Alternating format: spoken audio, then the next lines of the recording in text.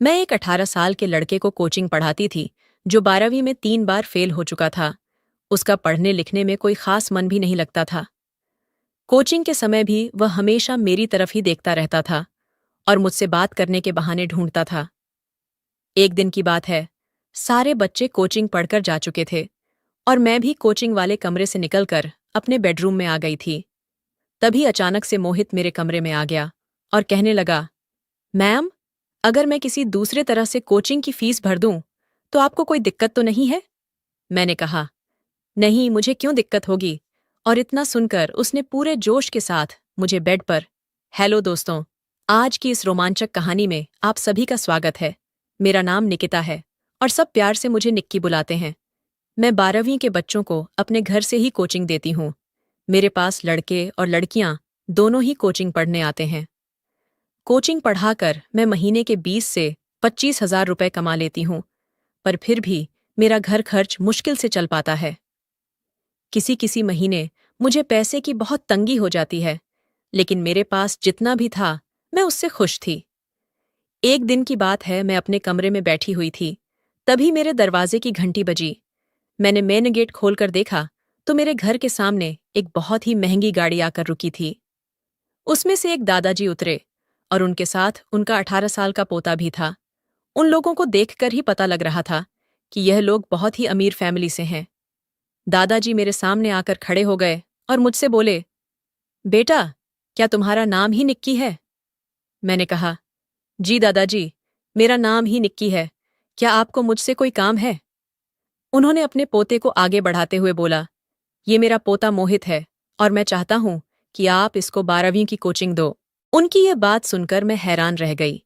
एक इतना अमीर व्यक्ति अपने पोते को मेरे पास कोचिंग के लिए क्यों लाया है, जबकि इस शहर में बड़े बड़े कोचिंग सेंटर हैं जहां पर हर तरह की सुविधा दी जाती है।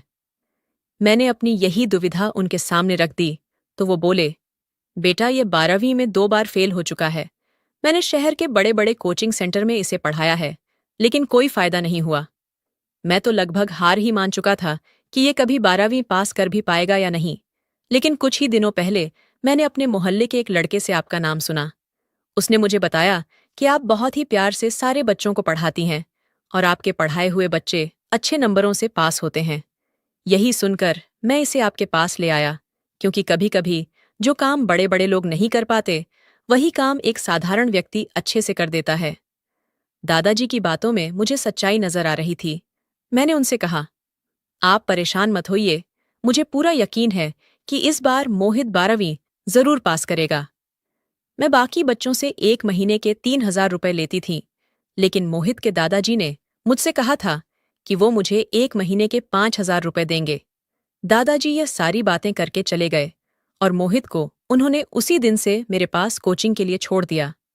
पहले दिन से जब मैंने मोहित को पढ़ाना शुरू किया तो मुझे समझ आया कि वह पढ़ाई में बहुत कमजोर है, लेकिन उसका ध्यान पढ़ाई पर नहीं रहता है। मैं जब भी उसको पढ़ाती थी, वो कहीं और ही देखता रहता था। 3-4 दिन तक तो ऐसे ही चलता रहा। कुछ दिनों बाद मोहित के दादाजी मेरे घर आए और उसकी पढ़ाई के बारे में पूछने लगे। मैंने उनसे कहा, दादाजी, मोहित पढ़ाई में बहुत ही कमजोर है। मुझे उस पर बहुत मेहनत करनी पड़ेगी और इसके लिए फीस भी ज्यादा लगेगी। दादाजी मेरी बात सुनकर थोड़ा परेशान हो गए और बोले, बेटा, तुम्हें जितनी भी फीस चाहिए हो मैं उतनी देने के लिए तैयार हूं, लेकिन इस साल मेरा पोता 12वीं पास हो जाना चाहिए। मैं तुम्हें 5,000 की जगह 30,000 रुपए महीना दूंगा। बस तुम मेरे पोते को 12वीं पास करवा दो। मैंने दादाजी से कहा, आप चिंता मत करिए, अब मोहित मेरी जिम्मेदारी है। अब मैं मोहित को एक्स्ट्रा क्लास देने लगी थी।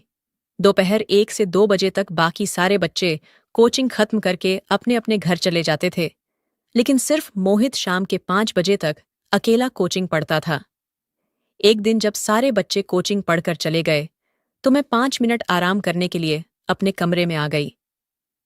5 मिनट बाद जब मैं अपने कमरे से बाहर आई तो मैंने देखा कि मोहित मोबाइल चला रहा था। मैंने उसके हाथ से मोबाइल ले लिया। वो फोन बहुत ही महंगा था। एक 12वीं क्लास के बच्चे के हाथ में इतना महंगा फोन देखकर तो मैं हैरान ही रह गई। जैसे ही मैंने उसके हाथों से मोबाइल खींचा तो वो मोबाइल वापस लेने के लिए जिद करने लगा। इस खींचातानी में मेरा पल्लू नीचे गिर गया और अचानक से मेरे उभार मोहित के सामने आ गए। ऐसा होते ही मैंने तुरंत मोबाइल छोड़ दिया और अपना पल्लू ठीक करने लगी। मैं उसे एक छोटा बच्चा समझती थी, लेकिन उसकी नज़र बच्चों वाली नहीं थी। मैंने उससे कहा, मोहित अब तुम घर जाओ, कोचिंग खत्म हो चुकी है। वो अचानक से मेरे पास आकर बैठ गया और मेरे हाथ पर अपना हाथ रखते हुए बोला, मैम मुझे माफ कर दो, मुझसे गलती हो गई। उसका स्पर्श मुझे बच्चों वाला नहीं लग रहा था। तभी अचानक से मेरे पति आर्यन घर आ गए, लेकिन उन्होंने मोहित और मुझ पर ज्यादा ध्यान नहीं दिया, क्योंकि वो मोहित को एक बच्चा ही समझते थे। आर्यन जब घर आए तो उनका चेहरा उतरा हुआ था। ये देखकर मैंने मोहित से कहा, बेटा अब तुम घर जाओ, कोचिंग खत्म हो चुकी है। इतना कहकर मैं अपने कमरे में चली आई। मैंने अपने पति से पूछा, क्या हो गया, आप इतने उदास क्यों हो? वह बोले, निक्की, इस बार मेरे बॉस ने मेरी आधी सैलरी काट दी है। पता नहीं इस बार घर का खर्च कैसे चलेगा। मैंने उनकी यह बात सुनकर अलमारी से 30,000 रुपए निकालकर उनके हाथों पर रख दिए और मोहित के दादाजी वाली पूरी बात बता दी। वो ये सुनकर बहुत खुश हुए कि चलो, कम से कम मैं तो कोचिंग से अच्छा खासा कमा रही हूं। पैसे मिलते ही आर्यन ने मुझे गले से लगा लिया और कुछ कुछ हरकतें करने लग गए।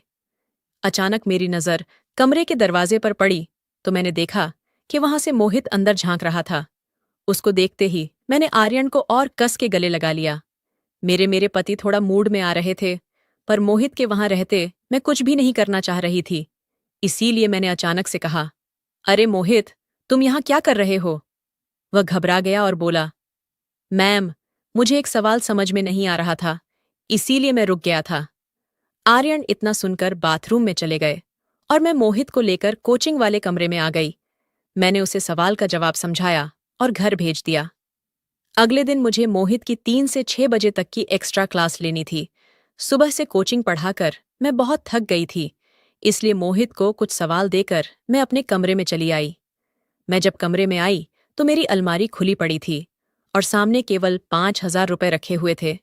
मैं यह देखकर परेशान हो गई, क्योंकि कल तक तो मेरे पास 30,000 रुपए रखे हुए थे। मुझे समझ नहीं आ रहा था कि बाकी के पैसे कहाँ गए। मैं बहुत ही मेहनत से बच्चों को पढ़ाकर एक रुपए जोड़ती थी। ये सब देखकर मेरी आंखों में आंसू आ गए और मैं वहीं बैठकर रोने लग गई। कुछ देर बाद मोहित मेरे कमरे में आ गया और उसने मुझे रोते हुए देख लिया। वो बोला, क्या हो गया मैम? आप रो क्यों रही हो? सब ठीक तो है ना? अगर आपको कोई परेशानी हो तो आप मुझे बता सकती हो। मैंने उसको सारी बात बताई। वो बोला, अरे बस इतनी सी बात। और इतना कहकर उसने अपने बैग से 25,000 रुपए निकालकर मुझे दे दिए। मैंने उससे कहा, नहीं मोहित, मैं तुमसे इतने रुपए नहीं ले सकती, ये गलत है। वो बोला, आप कोचिंग की फीस समझकर रख लो और रोना बंद करो, मैं आपको रोते हुए नहीं देख सकता। भावनाओं में आकर मैंने उसे अपने गले से लगा लिया, लेकिन उस वक्त मोहित ने मुझे कुछ अलग तरह से पकड़ रखा था। उसका स्पर्श किसी गलत जगह हो रहा था। जब अचानक से मुझे अपनी उस जगह मोहित का स्पर्श महसूस हुआ तो मैं उससे दूर हो गई। उस दिन के बाद से मोहित मुझसे और भी ज्यादा करीब आने लगा था। वो मेरे साथ बहुत हंसी मजाक करने लगा था। दिन ऐसे ही गुजर रहे थे। अब मोहित की नज़र फिसलती ही जा रही थी। एक दिन मैंने ध्यान दिया कि वो मुझे अजीब नज़रों से घूर रहा है, पर मैंने इस बात का विरोध भी नहीं किया। पिछले कुछ दिनों से मैंने अपने पति को खुद से दूर रखा हुआ था, क्योंकि वह मेरी कोई भी ज़रूरतें पूरी नहीं कर पा रहा था। जो इंसान मेरी ज़रूरतें पूरी नहीं कर सकता, उसे मेरे साथ समय बिताने का भी कोई हक नहीं है। मोहित की नज़र पड़ते ही मैं अपना पल्लू ठीक करने लग गई। वो बोला, रहने दीजिए ना मैम, आप ऐसे ही बहुत अच्छी लग रही हो। उसकी बातें सुनकर मैं भी थोड़ा मस्ती में आ गई थी। मैंने उससे पूछा, अगर पल्लू ना ठीक करूं तो इसका क्या दोगे? उसने अपनी चेकबुक निकालकर मेरे सामने रख दी और बोला, आपको जितना रुपया चाहिए हो आप इसमें भर सकती हो। मैं समझ चुकी थी कि मोहित मेरे जाल में फंस चुका है। अब उसका पूरा ध्यान पढ़ाई से हटकर मुझ आ चुका था। मुझे भी उसका ध्यान अपनी ओर से हटने नहीं देना था, क्योंकि मुझे फायदा ही हो रहा था। अब वो रोज ही मेरे लिए महंगे महंगे गिफ्ट लाने लगा था और मेरे पास पैसों की भी कोई कमी नहीं होने देता था। एक दिन शाम को मोहित के दादाजी उसे लेने आए और मुझसे बोले, निक्की, मैंने मोहित की कोचिंग आपके पास लगवाकर बहुत सही फैसला किया है। वह रोज ही बहुत मन से आपके पास कोचिंग के लिए आता है। उसने शायद अभी तक एक छुट्टी भी नहीं ली है। तो इससे मुझे लगता है कि आप उसे बहुत अच्छे से पढ़ा रही हो। अब ये तो मैं ही जानती थी कि मोहित को पढ़ाई से मोहब्बत थी या किसी और चीज से, और ये बात मैं उसके दादाजी को बता भी नहीं सकती थी। एक बार मोहित ने मुझसे कहा, मैम, मुझे कुछ शॉपिंग करने के लिए मॉल जाना है, क्या मैं आज की छुट्टी ले सकता हूँ? मैंने उसे छुट्टी दे दी तो वो बोला कि आपको भी मेरे साथ चलना है, मैं आज आपको कुछ अलग तरह के कपड़ों की शॉपिंग करवाऊंगा। मुझे मॉल में ले जाकर वो मुझे बहुत ही महंगे महंगे कपड़े दिलाने लगा। मैंने उससे पूछा, तुम मेरे ऊपर इतना खर्चा क्यों कर रहे हो? अगर तुम्हारे दादाजी को इस बारे में पता चल गया तो हमारे लिए अच्छा नहीं होगा। वो बोला, आप चिंता मत करो, मेरे पास इतने पैसे हैं कि अगर मैं आपको महीने भर भी शॉपिंग करवाता रहूं तब भी किसी को पता नहीं चलेगा। उसकी बात सुनकर मैं हैरान रह गई। मैं समझ चुकी थी कि मैंने एक बहुत ही सही लड़के को अपने जाल में फंसाया है। उसने मुझे ढेर सारे कपड़े और महंगा मेकअप दिलाया, जो शायद मैंने अपनी जिंदगी में कभी नहीं देखा था। उसने मुझे पूरा मॉल घुमाया था, जिस वजह से मैं बहुत थक गई थी। घर आकर मैं नहाने चली गई और अपना नया बाथरोब पहनकर बाथरूम से बाहर आई। मुझे उस हालत में देखकर मोहित तो पूरी तरह से अपने होश गंवा बैठा। वह मेरे करीब आकर मेरे पूरे शरीर पर अपने हाथ फेरने लगा और बोला, आज तो आप आसमान से आई हुई किसी परी की तरह लग रही हो। मैंने उसे खुद से दूर कर दिया तो उसने मुझे और भी तेजी से अपनी ओर खींच लिया। मोहित बोला, मैम, आपको जो कुछ भी चाहिए था, मैं आपको सब कुछ दे रहा हूं, तो इस हिसाब से आपको भी मुझे कुछ देना चाहिए। अगर आप मुझे वो सब नहीं दे सकती तो मेरा यहां आने का भी कोई मतलब नहीं है। मैं कल से आपके पास नहीं आऊंगा। मोहित की ये बात सुनकर मैं बहुत डर गई थी। अगर वो मुझसे दूर चला जाएगा तो मुझे उससे मिलने वाली आर्थिक मदद भी बंद हो जाएगी, मेरा घर का खर्च भी नहीं चल पाएगा। मुझे पैसों की बहुत जरूरत थी और मेरा पति भी कोई खास कमाई नहीं कर पा रहा था। ये सब सोच विचार करके मैं मोहित को वो सब कुछ देने के लिए तैयार हो गई जो वह चाहता था। मैंने सोचा था कि मोहित को इन सब चीजों की ज्यादा जानकारी नहीं होगी, वो ज्यादा से ज्यादा क्या ही कर लेगा। लेकिन जब उसने शुरू किया तो मैं तो दंग ही रह गई। वो एक अनुभवी व्यक्ति की तरह सब कर रहा था। मैं उसे छोटा समझ रही थी, लेकिन वह बिल्कुल भी छोटा नहीं था। अब मोहित रोज ही एक्स्ट्रा क्लास के बहाने मेरे साथ समय बिताने लगा था। कुछ इसी तरह दिन गुजर रहे थे। एक दिन मैंने मोहित की जेब में कुछ गोलियां देखीं। वो ताकत की गोलियां थीं। मैंने उससे पूछा कि ये ताकत बढ़ाने वाली गोलियां तुम कहाँ से लाए हो? वो बोला, आजकल पैसे से सब कुछ मिल जाता है, गोलियां हो या फिर लड़की। उसकी बात अजीब जरूर थी, पर मैंने ज्यादा ध्यान नहीं दिया क्योंकि मुझे पैसों की जरूरत थी। वो ताकत की गोलियां खाकर पूरी रात खेल खेलता था और उस खेल में मैं थक जाती थी।